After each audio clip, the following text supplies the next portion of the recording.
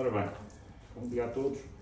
Como eu queria começar por agradecer ao Dr. Pedro e à restante organização destas jornadas o simpático convite, simpático e honroso convite para falar aqui sobre esta planta que tem muito interesse na minha área. Eu sou hematologista de formação, depois fiz também a especialidade em oncologia, mas dedico-me há mais de 30 anos ao tratamento dos sarcomas, que são aqueles cancros que poucas pessoas querem tratar.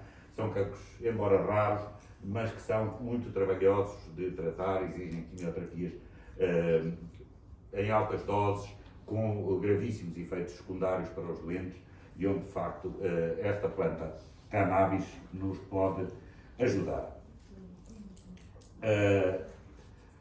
Ora bem, isto parece que foi combinado com a preletora anterior, de facto não foi. Só lembrar de que um animal, quando se sente desconfortável em qualquer lado, tem esta principal capacidade de fugir do local de onde se sente incomodado.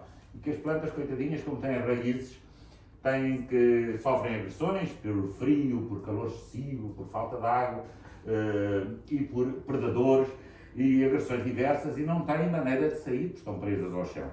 E de facto, porque elas não fogem, tiveram que desenvolver componentes químicos, e nesta planta que nos traz aqui hoje, para além dos componentes habituais na maior parte das plantas, temos de facto esta família dos cannabinoides, que é uma família com muito interesse.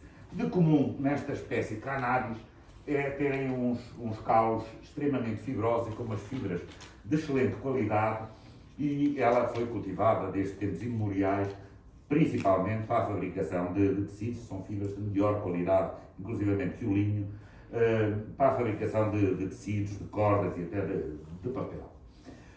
Ora bem, popularmente, porque isto hoje em dia, em termos estritamente botânicos, já não é bem assim, existem três variedades. Em Portugal chama-se esta Cannabis ruderalis o cânhamo, que se distingue das outras duas por não ter, o cânhamo não tem praticamente THC, que é um dos canabinoides importantes, estas duas sim, mas em termos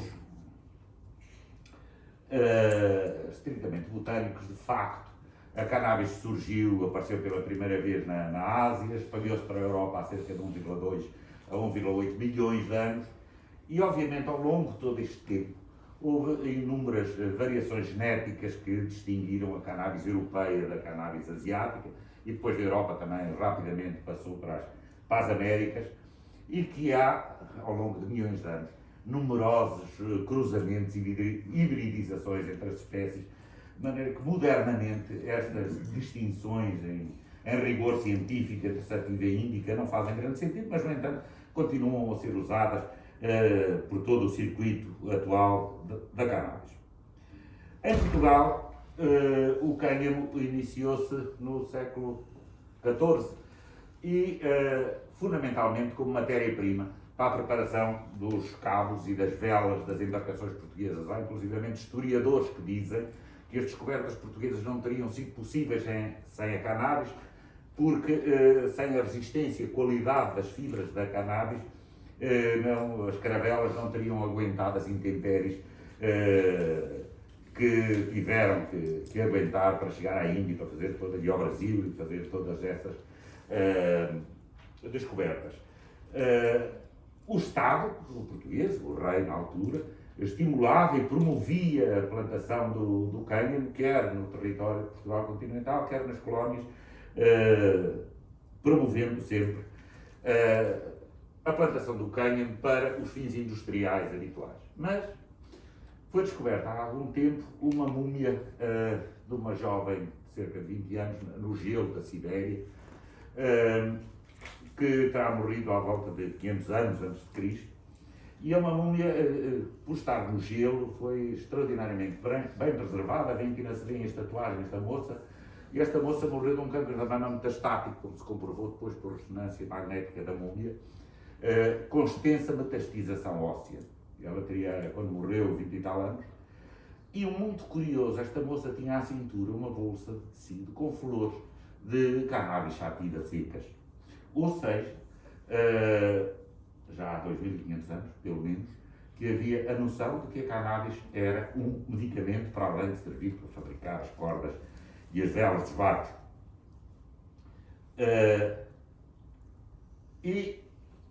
Embora se saiba, mesmo de escritos tibetanos e destas descobertas,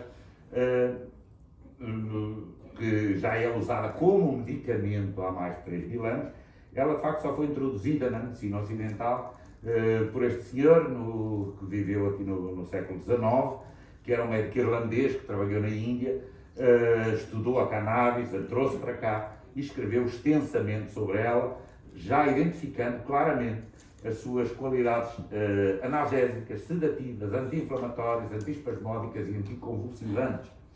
Isto no século XIX. É claro que a indústria farmacêutica se aproveitou do assunto, e muito bem, e rapidamente pôs no mercado e nas farmácias da Europa e dos Estados Unidos extratos de cannabis, e muito curiosamente nos folhetos informativos que acompanhavam os medicamentos para os doentes, vinha esta frase de que tentaram tudo, a dar doses cavalares de cannabis a vários animais, nunca conseguiram matar nenhum. Ou seja, a cannabis apareceu no mercado como, de longe, o medicamento mais seguro presente nas farmácias, com uma mortalidade de 0. Ora bem, tal como o ópio, os seus derivados, as morfinas e tudo isso, funcionam como analgésicos, já se sabia há muito tempo que funcionam como analgésicos, mas não se sabia porquê. Foi só nos anos 70 do ano passado, do século passado, que se descobriu todas as endorfinas e todos os receptores morfínicos do organismo. Da mesma forma, para os canabinoides, foi também só no fim do século passado, na década de 80, que se descobriu todo o sistema endocannabinoide, que irá falar a leitura seguinte, e que é um sistema complexo. Nós temos canabinoides endógenos, de síntese endógena, temos receptores de canabinoides e depois temos toda a maquinaria enzimática de síntese, de degradação e de regulação da distribuição destes canabinoides. De uma forma muito simples, há dois grandes receptores principais da cannabis, já se conhecem outros, mas pronto, estes são os dois principais, o CB1 e o CB2, o CB1 mais presente no sistema neurológico, no sistema nervoso central, e o CB2 mais presente no sistema imunitário, na medula óssea, no baço, no fígado e nas células sanguíneas. E sabemos disso, e é através da ativação destes receptores de canabinoides que os canabinoides exógenos, que nós administramos aos doentes, através dos extratos de cannabis, vão atuar através da estimulação destes receptores, e isto já se tornou conhecimento comum de muitos doentes. Eles sabem da importância dos canabinoides para a homeostasia e para várias situações de doença, e procuram então, e sabem também, e sempre que se fala em canabinoides fala-se em óleos, nunca se fala em chá, nem em infusão, fala-se em óleos, porque os canabinoides são lipossolúveis e não hidrossolúveis, e então há logo lojas de produtos naturais que se aproveitam desse conhecimento para enganar as pessoas e vendem óleo de sementes de cannabis, que não tem canabinoides nenhuns, a este preço fantástico de 1000 euros por litro. De facto, é um óleo saudável, com ácidos gordos não saturados, mas que não tem vantagens nenhumas em relação ao óleo de girassol, por exemplo. E isto os doentes não sabem. E andam a comprar estas porcarias a 1000 euros por litro, que não têm interesse nenhum. Porque os canabinoides não estão nas sementes, são produzidos pelas plantas, particularmente pelas flores, que, se nós observarmos com atenção, têm este aspecto polvilhado de branco, que, quando visto em maior ampliação, isto são os organelos que as flores da planta têm, chamados tricomas, onde são sintetizados e armazenados os canabinoides. São estes tricomas que, depois de secos e sacudidos das plantas, dão origem a um pó que, prensado, faz o haxixe, com aquele aspecto típico das barras de chocolate que tem o haxixe. É aí que estão os canabinoides e não nas sementes. E, como já vimos, há milhares de variedades de cannabis que produzem quantidades variáveis de canabinoides. E assim, embora haja acima de 150 canabinoides diferentes, aqueles que são mais falados por todo lado e que vão a Amsterdão e pedem o menu das plantas, e os dois que aparecem em percentagem é o CBD e o THC. Há plantas que têm praticamente só CBD, como o cânhamo, há plantas que têm muito THC. Aquelas que têm interesse para nós, interesse medicinal, têm uma quantidade equilibrada destes dois canabinoides principais e variam entre uma predominância de CBD ou uma predominância de THC, mas será naquela faixa, e aquela faixa inclui milhares de variedades de plantas que nos interessam do ponto de vista medicinal. Mas para além dos canabinoides, as plantas têm muitos outros constituintes que interagem entre si, quer atenuando os efeitos secundários uns dos outros, quer desenvolvendo sinergias uns com os outros, e é por isso que há vantagens grandes, e os estudos experimentais mostram isso mesmo, em administrar o óleo total da planta e não canabinoides separados, isolados. Isto tem grandes vantagens para os doentes, de facto prejudica a ciência, porque a ciência está feita por estudar moléculas. Nós estudamos uma molécula, a sua dose, a farmacocinética daquela molécula, a farmacodinâmica e os seus efeitos dose-dependentes. Aqui não, temos centenas de moléculas a trabalhar umas com as outras e ainda para mais, a cannabis é como o vinho, a mesma estirpe de cannabis, portanto com o mesmo DNA, no mesmo terreno, de ano para ano tem composições ligeiramente diferentes, tal como os vinhos, não é? E de vez em quando há tais colheitas vintage, e com a cannabis acontece a mesma coisa. Agora, nós sabemos que temos tudo isto à mistura, que é benéfico para os doentes esta mistura, mas nós médicos temos que saber exatamente o que é que lá está. E no mundo civilizado, uma cannabis que é posta no mercado, ou é disponibilizada aos doentes, tem que ter uma análise, e não é uma análise feita pelo fabricante, é uma análise feita por um laboratório credenciado, de preferência uma faculdade de farmácia, que nos diga exatamente que canabinoides estão e em que quantidades, que nos diga que terpenos estão e em que quantidades, e que nos diga também aquilo que lá não está, em termos de contaminantes, de metais pesados, de organosfosforatos, de pesticidas em geral, e também de bactérias, de fungos, de tudo isso. E isto é uma análise como deve ser e como nós médicos devemos exigir que apareça em toda a cannabis que nós vamos disponibilizar aos doentes. Estamos a falar de um mundo civilizado.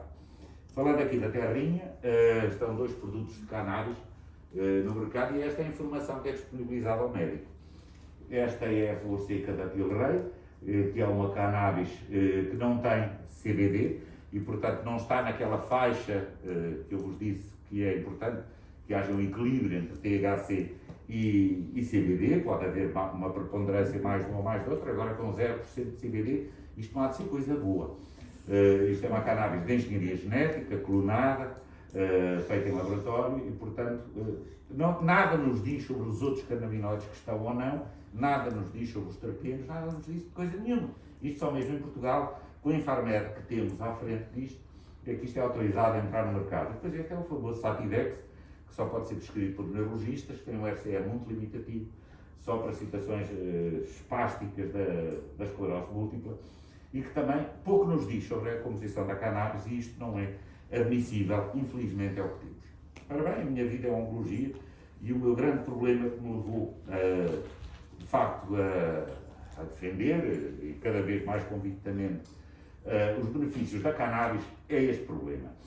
A doença oncológica por si já dá alguma anorexia, mas a quimioterapia é terrível em termos de indução de náuseas. Hoje em dia há antieméticos modernos. Há os inibidores de 5-HT3, que o primeiro foi o ondansetron, os inibidores da neuroquinina, que o primeiro foi a aprepitan.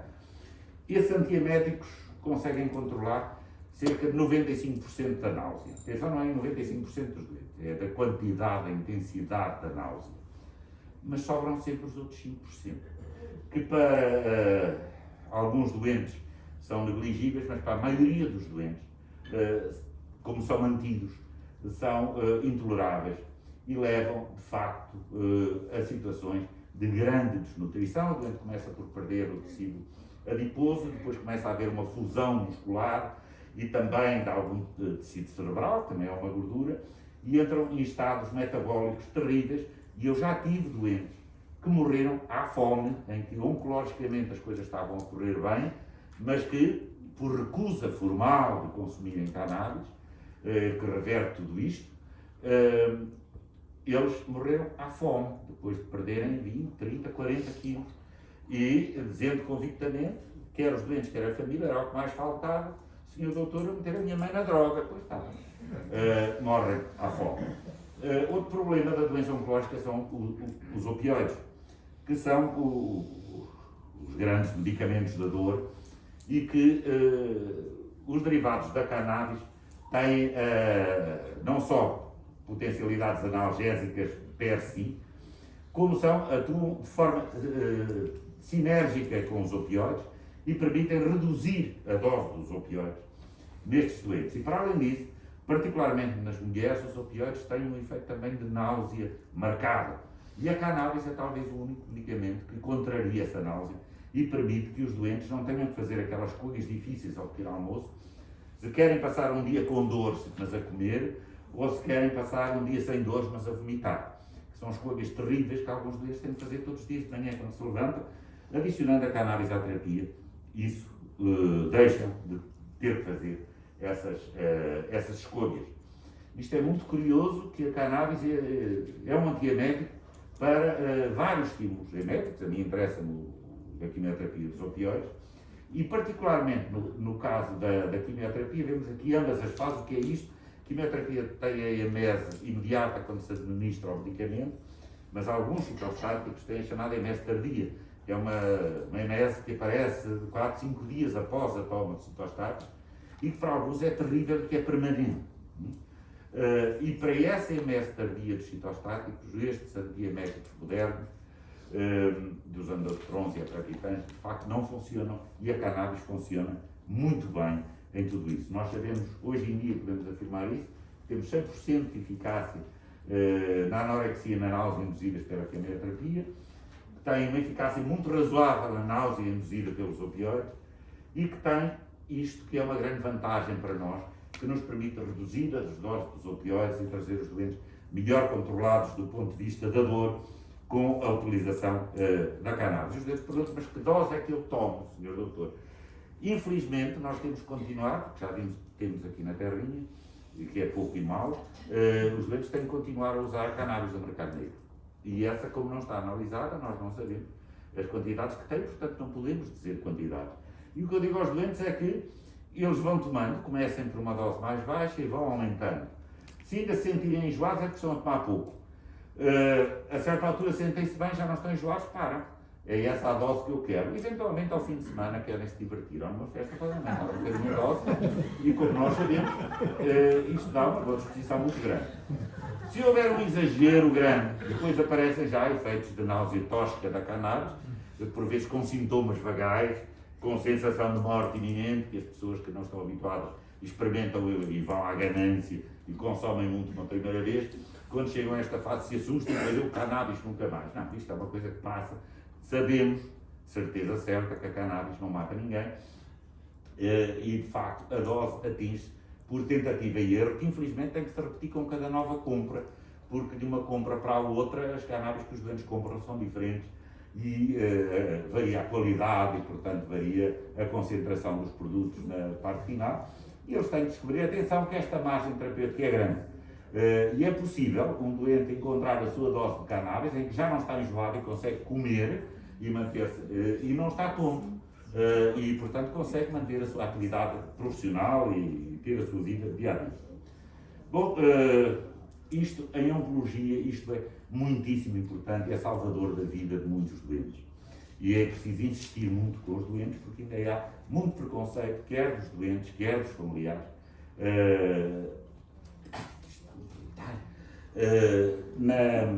no consumo da cannabis. Ora bem, já que estamos numas jornadas de alergologia, não podia deixar de mencionar que existem reações alérgicas à cannabis e que estão a aumentar, particularmente entre os trabalhadores das empresas que produzem cannabis e que a manipulam. Muitas delas são coisas simples e relativamente dermatites de contacto e de rinites, mas podem evoluir para situações mais complexas e também, para além da cannabis, fungos que podem estar associados a cannabis armazenada em condições deficientes e que podem dar aspergilose pulmonares e coisas complicadas. E por vezes também, mais raramente ainda, reatividades cruzadas entre a cannabis e outros produtos. São situações raras, mas acontecem e é preciso estarmos alerta para isso, porque estão a aumentar. Pronto, falado da cannabis e na oncologia, pronto, eu não lido com cancros, eu não lido com nada dessas coisas, a cannabis a mim não me interessa não, a cannabis tem interesse em muitas outras coisas. Descobriu-se, por exemplo, que estes dois canabinoides, o ácido canabigerólico e o canabidiólico, conseguem, isto está comprovado, impedir a entrada do SARS-CoV-2 nas células. É um estudo muito interessante e não é específico de nenhuma variante, impede todas as variantes do SARS-CoV-2, até agora conhecidas, de entrar nas células e é um medicamento, portanto, com altíssimo interesse agora e para o futuro próximo, que não interessa nada também à indústria farmacêutica, porque não é dispendioso. Para além dos efeitos anti-emésia, anti-náusea e anti-anoréticos da cannabis, há canabinoides que têm um efeito direto como citostáticos.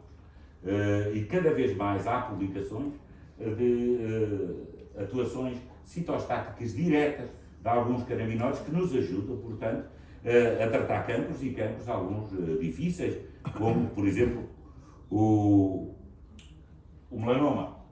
Nós sabemos que há canabinoides que fazem tudo isto, inibem proliferação, inibem neovascularização, contrariam a quimioresistência, induzem a apoptose, portanto, melhoram tudo, inclusivamente a parte imunitária do nosso sistema imunitário contra o tumor. Para além dos efeitos, portanto, citostáticos, temos também canabinoides como anti-inflamatórios. Alguns canabinoides, de facto, são anti-inflamatórios preciosos e, particularmente, na redução da dose que os doentes precisam dos anti-inflamatórios clássicos, que são drogas interessantes e que o mercado dos anti-inflamatórios é um enorme mercado, uma enorme fonte de lucro para a indústria farmacêutica. Já vemos aqui também outro campo que a indústria não lhe agrada muito. Temos também, para além do THC e do CBD, começam a ser estudados outros canabinoides.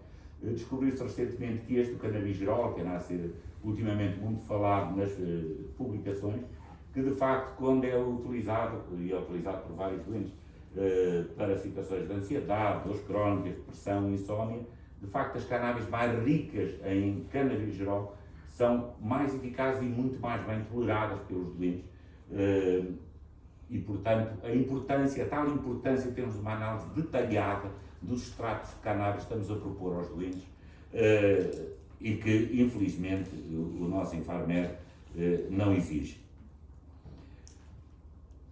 Ora bem, sabemos, isto já ninguém contesta, isto é uma evidência científica mesmo, em algumas epilepsias, particularmente das crianças, como o síndrome de Dravet, epilepsias graves que não tinham tratamento antes, sabemos da eficácia muito grande dos canabinoides. Isto já não tem discussão possível, é evidência de classe 1 e já está a ser utilizada, não é o meu foro, nem eu trato crianças com doenças epilépticas, mas isto de facto não tem, é das coisas que não tem discussão nenhuma.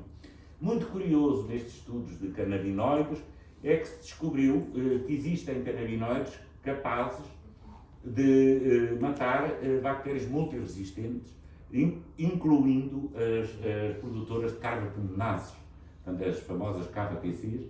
Há canabinoides que têm capacidade antibiótica contra essas bactérias e podem ser uma ajuda preciosa na luta que nós temos contra essas bactérias.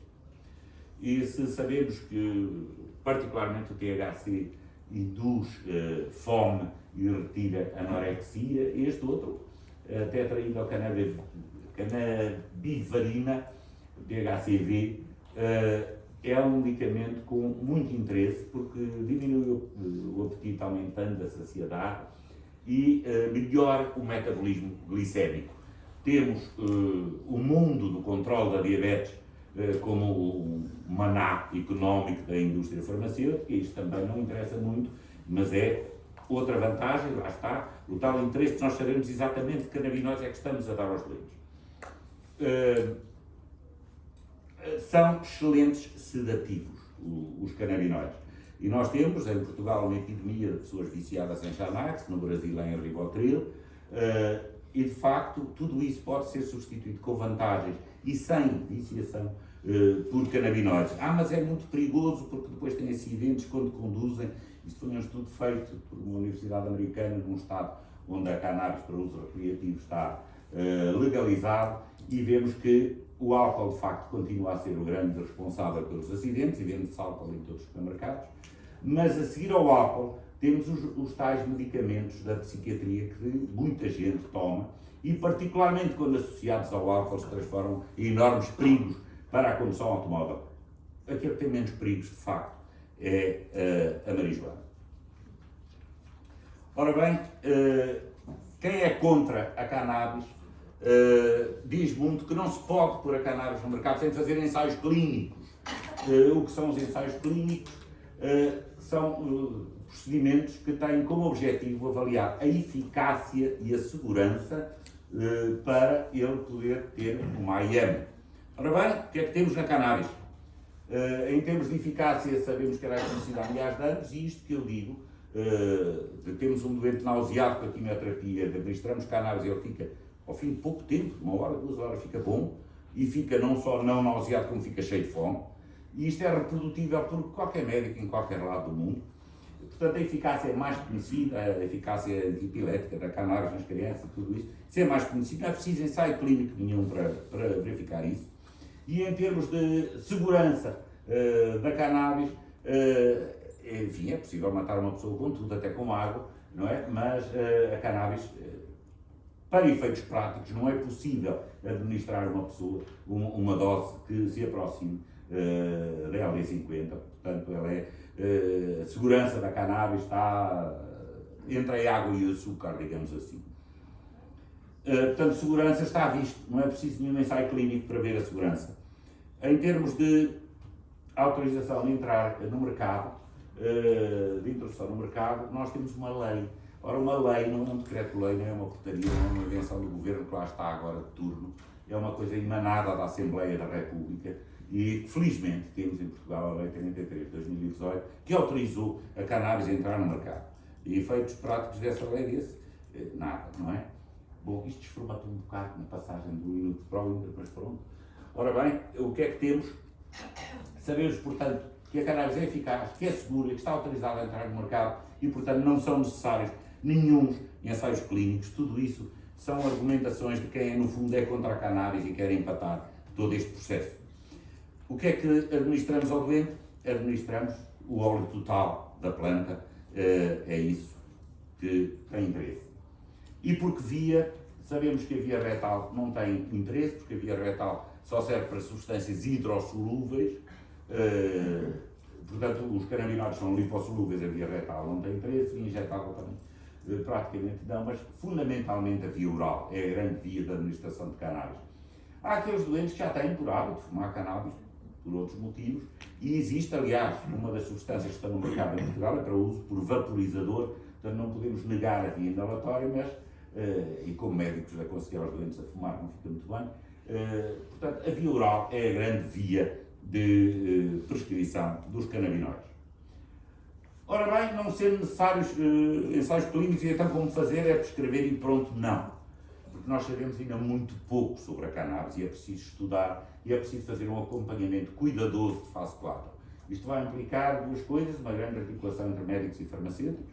Eu defendo que a cannabis deve estar no hospital e ser prescrita por médicos e disponibilizada aos doentes pelos farmacêuticos hospitalares, não é para vender na farmácia de esquina. Tal como se passa com os medicamentos da SIDA, da hepatite, da tuberculose, os doentes são fornecidos pelos farmacêuticos hospitalares de forma gratuita, e é isso que deve acontecer com a cannabis, e uma grande interação também entre hospitais e faculdades. Duas realidades que infelizmente são relativamente raras, mas que para este estudo de fase 4 da cannabis vão ser muito importantes. E assim será possível estudar, tendo uma análise detalhada de cada óleo que estamos a administrar aos doentes, as diferenças das diversas composições de cannabis, que serão todas diferentes, e devemos ter no hospital pelo menos meia dúzia de preparações diferentes de cannabis dentro daquela faixa que eu vos falei, de preparações mais ou menos equilibradas, mas diferentes entre si na sua composição de canabinoides. E hoje em dia há técnicas informáticas de lidar com uma grande quantidade de dados. Tudo aquilo que nós tirarmos dos doentes, quer da informação da composição detalhada do óleo de cannabis que estamos a fornecer, quer todos os efeitos que vamos ter nos doentes, quer os efeitos subjetivos, que o doente diz eu sinto muito melhor, tenho comido bem, quer os efeitos objetivos de alterações das análises, e particularmente das análises imunológicas, um estudo aprofundado do sistema imune. Todos esses dados devem ser metidos em grandes data lakes, e hoje em dia, e cada vez mais, há processos de estudo desse big data, por algoritmos ajudados por inteligência artificial e tudo isso, que nos vão permitir, daqui a algum tempo, conhecer as melhores associações de canabinoides e terpenos e as melhores doses para cada situação clínica, coisa que hoje ainda não sabemos. E talvez daqui a 4 a 6 anos, é o meu palpite, nós possamos ter, de facto, medicamentos e formas galénicas comercializáveis e patenteáveis. E pronto, era isto que eu queria concluir. Temos aqui alguns colegas de formatados, porque eu trabalho ali no facto desta passagem para o Windows, houve aqui algumas falhas de formatação, mas essencialmente era isto que tinha para vos dizer. Creio que vamos fazer a discussão só no fim. No final, sim. Portanto, eu